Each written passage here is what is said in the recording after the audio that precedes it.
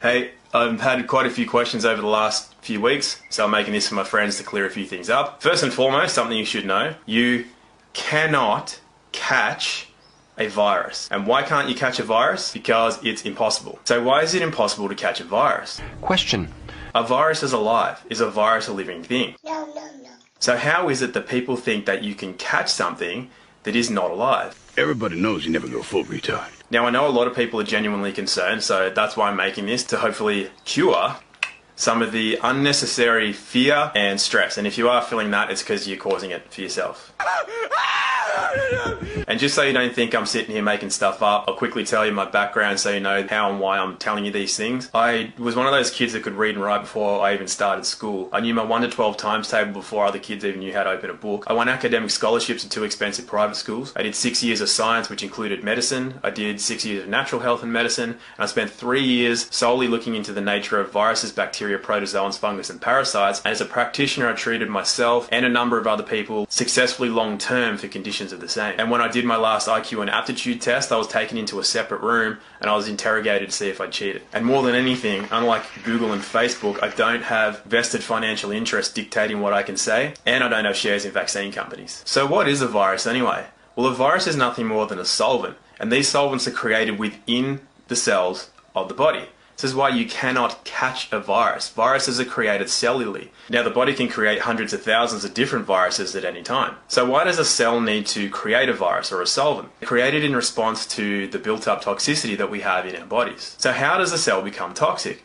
Well, a lot of people have spent a number of years putting shit in their minds and shit in their body. A lot of people think that it's just totally fine to eat supermarket food, you microwave it, just get flu shots injected into you every year, just drink your tap water. You know, people that go after organic food are tinfoil hat wearing boogers. The thing is that nature doesn't care what you believe. You can believe that any of those things are true, but nature doesn't care what you believe. So a lot of people have asked me, what is a flu? Well, a flu is a viral detoxification or a cleansing. A cold, on the other hand, is mostly bacterial. And for the most part, what needs cleaning out of the cells are environmental toxins such as heavy metals, plastics, any kind of environmental industrial pollutants, the chemicals that you use in your home to clean things with, things you put in your body, and so on and so forth. Now, a virus does not attack cell tissue. What happens is that as a virus, which is a solvent, breaks down the toxic residue within a cell, it creates essentially a toxic waste. So that's why you'll feel shitty if you've got a viral infection. And what can happen is if there's a lot of shit in your cells, you're going to create a lot of toxic waste as that virus breaks it down. So what happens is that if there's too much of it, it can actually cause cell damage, and in extreme cases it can cause cell death. So there is actually one way that you can catch a virus, and I'm going to tell you what that is in a minute. But you got to learn a bit about the nature of viruses before I can tell you how you can catch one. But millions of people are dying, and you can catch some bat flu off of a counter or by being around your friends. 'Cause if we keep buying, then they'll keep selling the lies. A virus is specific to specific cells in the body. So somebody with hepatitis, for example, which affects the liver, does that affect the heart? Do they have lung problems? Do they have brain or gonad problems? Likewise, a virus that attacks the lungs will not affect the kidneys. It's because the virus is specific to specific cells in the body. So because a virus is not transmissible within your own body, it should make sense that a virus is not transmissible between people. And it's especially impossible for a virus to make the jump between species. This is why you can't get an avian flu, a swine flu, a bat flu, a monkey flu, or any other flu that affects an animal, except for one way, and we will get to that. So how is it that a number of people can get a virus at the same time? If it is created within the cells, how is it that a lot of people can get it at the same time? Well, if somebody at home has a cold, or somebody at work or at your sporting club, does everybody in that place get a cold?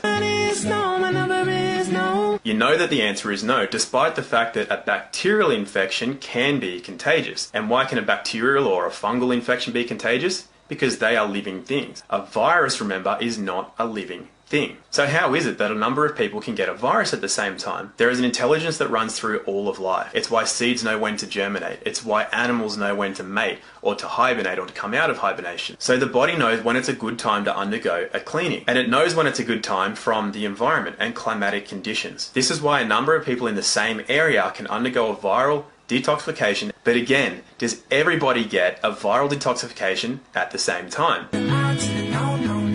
you already know that the answer is no. So why is that? Well, they may have already undergone a recent cleansing. They may just be very healthy people, and they're always watching the way they eat, the way they think, the way they move, the way they sleep. The intelligence that runs through all of life means that that body knows that it does not have to undergo a viral detoxification at that point in time. Additionally, our bodies all talk to each other, particularly our immune systems. This is one of the ways that we're attracted to the opposite sex. We can sense their immune system. It's how we know that we can create a genetically diverse offspring that will have the greatest chance of survival. We sense another's immune system partly by scent, and this has been taken away quite a lot in modern life. Things like perfumes and colognes, and especially when women go on the pill, it can affect their ability to sense a man's immune system. This is why some women come off birth control when they decide it's time to have a baby with their partner, and they smell them for the first time, and they realize that they're actually not attracted to them. And while I can't condense more than 10 years of experience into a short video, hopefully that's enough to show you why you cannot catch a virus, and you can start asking some good questions, such as, what is this coronavirus really about? Well, a lot of people were sus on this from the start for a number of reasons. Not everybody buys into what they hear from the media. And recently I saw a video from a guy who was clearly able to use his own brain. He asked a couple of good questions, and those questions led to the finding of vaccine patents. So what you can do is you can look up these patent numbers right now. First one being US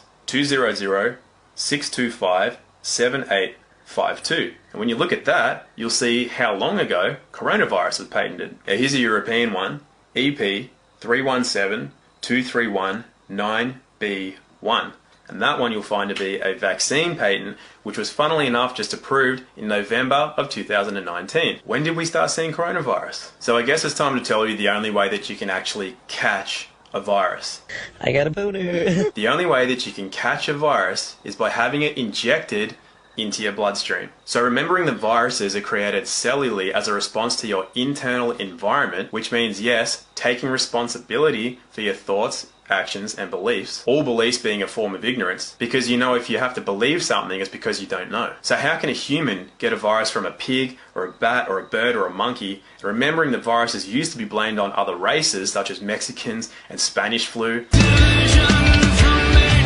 Well, remember that viruses cannot cross species, and you can't even catch it from within the same species, because it has to be created within animal tissue, remembering that we are human animals. So the way that you can create a virus, you can get sick and unhealthy animal tissue and put it in a petri dish. It will create a virus and you can incubate that virus. The only reason it can stay alive, remembering it's not alive, the only reason that a virus can actually be there and be in play is that it's taking care of toxicity within cells in animal tissue. So what happens with that incubated virus is that it's sterilized and put into a vaccine. Now straight away you don't want that, because that's bad news. Then when it's added to 70 or 80 chemicals, you definitely don't want that in your body. So when these viruses are loaded into vaccines and flown all the way around the world, and people are getting their flu shots and all their other vaccines, that's the only way you can get animal tissue into your own bloodstream. It is so far beyond the realm of possibility to get animal tissue into your bloodstream by way of being around people, or from surfaces, or from the air, or from any other way other than injection. So you really want to question all this advice that's being given out about your toilet paper and your hand sanitizers and your everything else, and the idea that this virus is killed upon contact of heat or anything else, because a virus isn't alive in the first place. So how can you kill something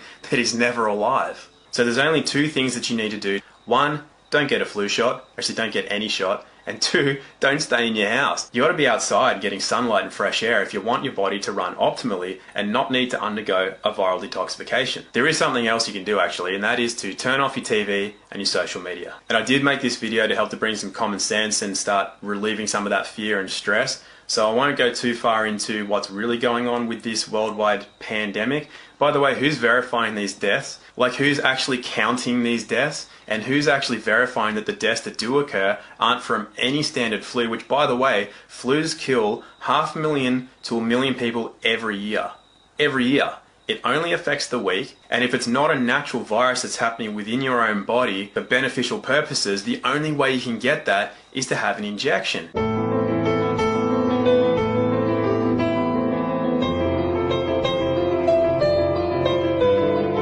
So instead of thinking you're doing the right thing by using all the correct words like COVID-19 and self-isolating and social distancing, and instead of staying indoors like a self-indulgent cactus, washing your hands like it's going out of fashion and humping doorknobs, Farting in bathtubs and laughing your ass off. and dictating to other people what they should be doing with their lives, when perhaps they're just immune to media. So guys, if you're doing that, then you're not actually helping anything. What you're really doing is you're laying down, you're bending over, you're spreading your legs, and you're letting the long arm of the system get itself shoulder deep inside of you. You don't know what's going on behind the scenes. Most people have no idea about how the world works, certainly don't have any idea about how the mind and body works. And there are some things going on that, if this goes down the way people are letting it go down, you can say goodbye to what you have left of your rights and freedoms in this world. So if that's been you, pull your finger out, get outside, do normal things, watch the streets and watch what's going on out there. Because if you're sitting in your house, counting the number of days in your social isolation, counting death tolls like it's a fucking Olympic medal tally on the TV, you are literally paving the way to losing your rights and freedoms, and you're going to come out of your house with less than what you had when you went in. And I'm not just talking about baked beans and toilet paper. You don't buy that? That's Sean Penn, 2001, I am Sam. Remember? Went full retard. Went home empty-handed. I'll leave you with one bit of friendly advice, and that is to start using your own mind. Because if you don't use your own mind, someone else is going to use it for you, and it's not going to be to your benefit. So I hope that helped, and if anybody has any real questions, and they don't have something to say like, I don't agree with that, then I'm happy to do Q&As. If I don't get real questions, I'm more than happy to just play guitar and do my own thing. So I hope that helped, and I'll catch you all later. Bye.